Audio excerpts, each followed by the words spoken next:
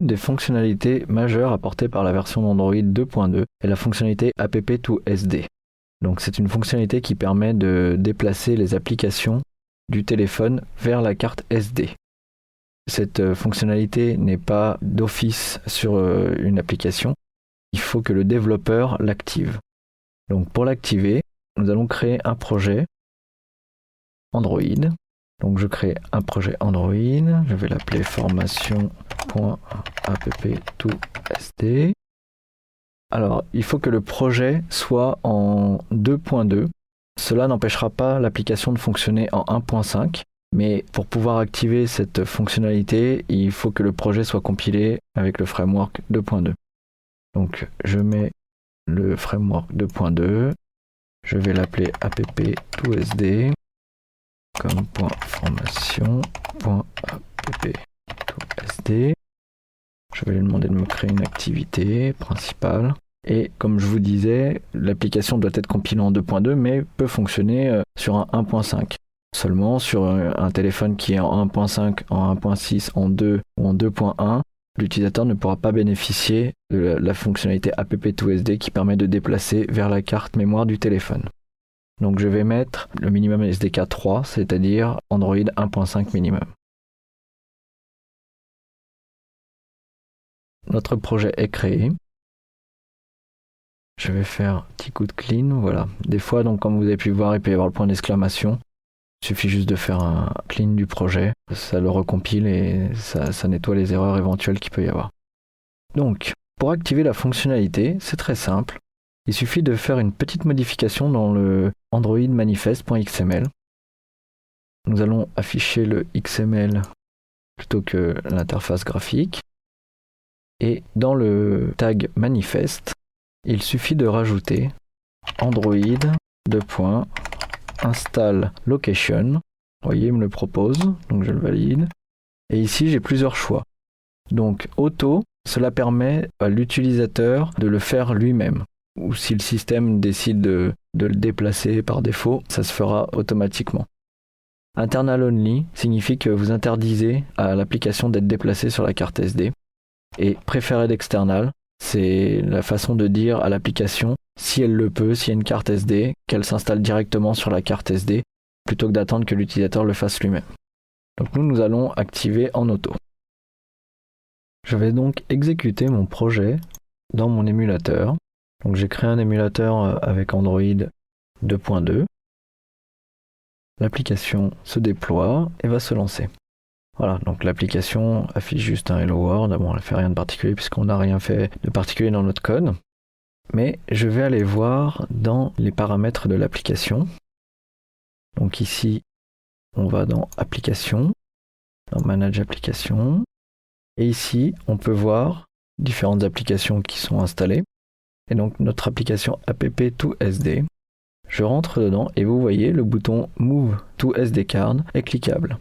Si je vais regarder une autre application, cette application n'a pas la fonctionnalité app2sd d'activer, donc on ne peut pas la déplacer. Donc je vais déplacer l'application app2sd sur la carte SD. Donc je clique dessus, il se passe un petit instant pendant lequel il prépare le déplacement de l'application et on peut voir que maintenant elle ne prend plus que 4 kg sur le téléphone et donc il y a 16 kg qui ont été déplacés sur la carte SD. Donc sur des applications un peu plus importantes, il déplacera beaucoup plus de choses et il restera dans la majorité des cas un petit peu plus que 4 kg, en général quelques centaines de kilos si votre application fait quelques mégas. Si je retourne en arrière et que maintenant je regarde dans l'onglet sur la carte SD, on SD card, je vois bien que l'application app2sd est listée dans la carte SD. Et inversement, si je souhaite la remettre sur le téléphone, il me suffit juste de cliquer sur Move to Phone et voilà, l'application prend désormais, comme tout à l'heure, 20 kg. Ce qu'il faut savoir avec le app2sd, ça peut être pratique dans certains cas, mais dans d'autres cas, l'application n'est plus utilisable si l'utilisateur retire la carte SD du téléphone par exemple, ou si la carte SD est bloquée par l'ordinateur quand vous branchez votre téléphone en USB à votre ordinateur et que vous montez la carte SD, cela bloquera la carte SD et du coup le téléphone ne pourra plus lancer l'application. Certains types de fonctionnalités ne peuvent pas être déplacés sur la carte SD. comme les services par exemple, les widgets, des choses comme ça. Pour avoir plus d'informations sur ces restrictions, je vous invite à regarder la page dédiée à ça dans la documentation qui se trouve sur developer.android.com/guide/appendix/install-location.html.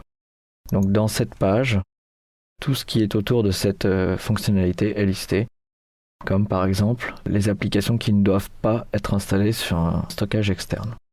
Donc on peut voir les live folders, les live wallpapers, les widgets, quoi d'autre, les services, etc., etc. Comme expliqué précédemment, le internal only interdit le déplacement de l'application. C'est cette valeur qui est par défaut dans l'application si le app2sd n'est pas activé.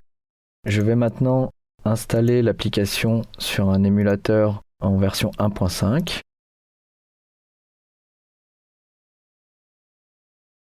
Voilà, donc vous voyez, là il me dit que le projet n'est pas fait pour du 1.5, mais comme nous avons mis le minimum SDK à 3, il nous propose quand même de lancer dessus, et il en sera de même sur le market. Les téléphones en 1.5 verront quand même l'application. Mais tous les téléphones en dessous de 2.2 n'auront pas la fonctionnalité app2sd activée. Donc je le lance dans l'autre émulateur. Voilà, donc là c'est mon émulateur en 1.5. Si je regarde dans la gestion de mes applications, je vois bien app2sd, mais vous voyez, dans les anciennes versions, il n'y a pas le bouton pour déplacer sur la carte SD. Cela n'a pas empêché mon application d'être exécutée dans un Android 1.5. Je vais maintenant vous montrer pourquoi il faut absolument compiler en 2.2. Ici, je vais lui dire d'utiliser le compilateur 1.5. Vous voyez, dès que j'ai enregistré, il est passé en 1.5, et là, le Android Manifest XML me fait une erreur. Donc si je regarde ce qu'il me dit qu'il ne connaît pas Install Location. Alors il faut quand même faire attention à une chose. Si vous décidez donc d'activer le app2sd dans votre application, il faut vous assurer que votre application continuera de tourner sans problème sur un Android 1.5. Il y aura donc certains pièges à éviter en utilisant des fonctionnalités des versions qui sont au-dessus et qui passeront très bien à la compilation en 2.2. Mais lorsque l'on l'exécutera sur du 1.5, cela fera une erreur. Donc l'astuce, c'est de juste avant de la déployer, de repasser la compilation en 2.2, donc en Android 8, et de remettre install location égale ce que vous voulez. Et pendant votre temps de développement, vous remettre en 1.5 pour vous assurer qu'une personne en 1.5 n'aura pas de problème. Un exemple tout bête, vous avez certaines fonctionnalités dans la gestion des images qui ont été ajoutées à partir de la version 1.6 et 2.0. Si jamais vous utilisez ces fonctionnalités en compilant en 2.2, quand vous exécuterez votre application en 1.5, l'application plantera en expliquant qu'il ne trouve pas la fonctionnalité. Vous pouvez également modifier le paramètre Install Location directement dans le designer du manifeste. Je vais maintenant vous montrer où est passée l'application. Donc, je retourne dans le manager d'application. Je redéplace mon application sur la carte SD. Et grâce à la perspective qui s'appelle DDMS, je vais pouvoir aller explorer le téléphone. Donc, le téléphone en 2.2, on voit, c'est celui-ci. Donc, si je regarde dans MNT, je vois que j'ai plusieurs dossiers. Donc j'ai le dossier SD card, mais j'ai également un dossier ASEC et un dossier Secure. Dans le dossier ASEC, je vois que j'ai un petit fichier APK qui n'est pas vraiment un vrai APK puisque un APK est un zip. Mais quand on essaie de l'ouvrir avec un programme qui sait ouvrir les fichiers zip, il ne sait pas l'ouvrir. Et vous avez également un dossier Secure ASEC.